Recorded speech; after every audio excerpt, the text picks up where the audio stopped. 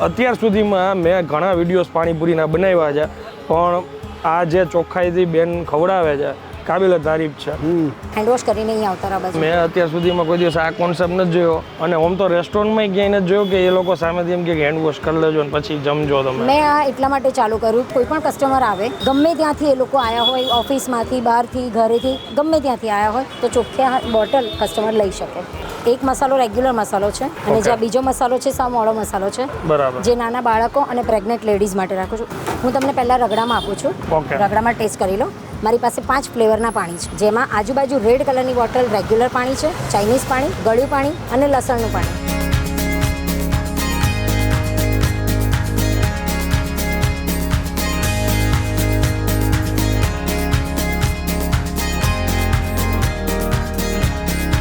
તો ફરી એકવાર તમારા માટે એક નવો વિડીયો લઈને આવી ગયો છું ને હું છું અત્યારે અમદાવાદમાં, અને વાયરલ કન્ટેન્ટનો શૂટ કરવા માટે આવ્યો છું. દેર સહી પણ આયે તો સહી. ભાભીની પાણીપુરી તરીકે 10 વર્ષથી આપણે આ ટાઇટલ વાંચતા આવીશું. ઘણા બધા વિડીયોઝ અહીંયા બની ગયા છે. હું આ જગ્યાએ આવ્યો, આ શૂટ કરું છું. એ મેં પાણીપુરીનો ટેસ્ટ કરી લીધા પછી શૂટ કરું છું. બહુ મજા આવી. વાત કરું ને એમની હાઇજીનની, તો ખરેખર અત્યાર સુધીમાં મેં ઘણા વિડીયોઝ પાણીપુરીના બનાવ્યા છે, પણ આ જે ચોખ્ખાઈથી બેન ખવડાવે છે કાબિલ તારીફ છે. પાણીપુરીના અલગ અલગ બોટલ ભરીને રાખી છે કે એમાં હાથ નાખવો કે એવું કાંઈ ના કરવું પડે. એને ઠંડુ કરવા માટે બરફ અલગથી રાખ્યો છે.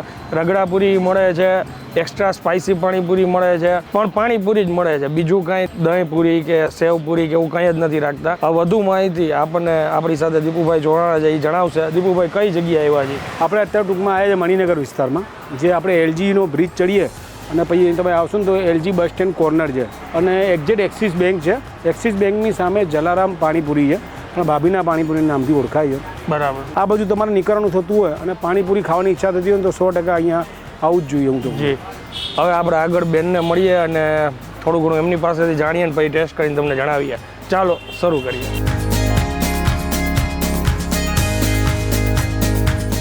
શું નામ બેન તમારું? મારું નામ વર્ષા ત્રિવેદી. ઓકે વર્ષાબેન, અમે દીપુભાઈને અમે લોકો 1 વર્ષ પહેલાં બી આવ્યા હતા, ત્યારે કંઈક તમારી તબિયત નહોતી સારી, એટલે અમે આ જગ્યાએથી પાછા ગયા હતા. અચ્છા, એવું છે? હા, સોરી. તમારા એ પહેલાં તો અમે વિડીયો બી ઘણા જોયેલા છે. અચ્છા, થેન્ક યુ. હવે આ હું જોઉં છું કે બધી અલગ અલગ મસાલા છે, એટલે એમાં 2 ટાઈપના અલગ અલગ મસાલા શેના છે? હું 2 મસાલા અલગ અલગ એટલા માટે રાખું છું. હા.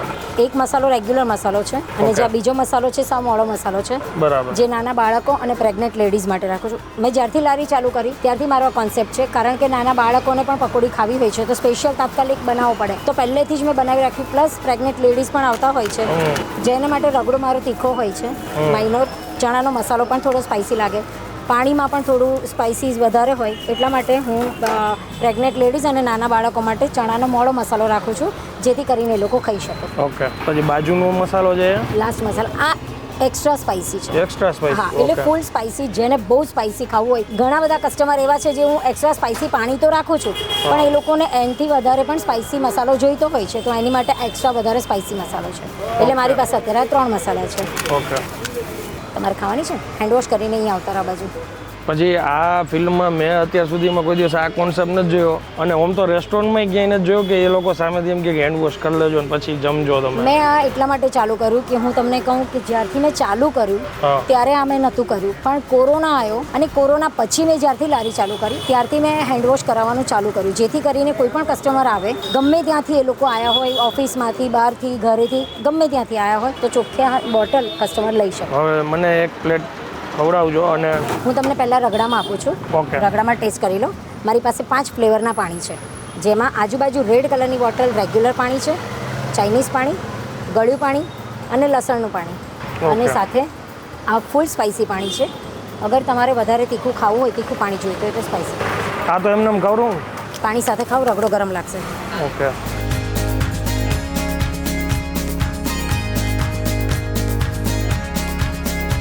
મેં તમને એક રગડામાં આપી છે, હવે આ બીજી ચણામાં આપું છું.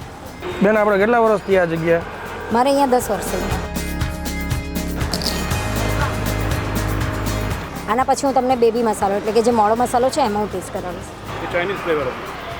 આ પહેલી વાર ટ્રાય કર્યો. ચાઇનીઝ ફ્લેવર પહેલી વાર ટ્રાય કરી. હા, જો લસણવાળું. આ સાવ મોળો મસાલો છે જેમાં મરચું બિલકુલ નથી. તમે એક્સ્ટ્રા સ્પાઇસી ટ્રાય કરી?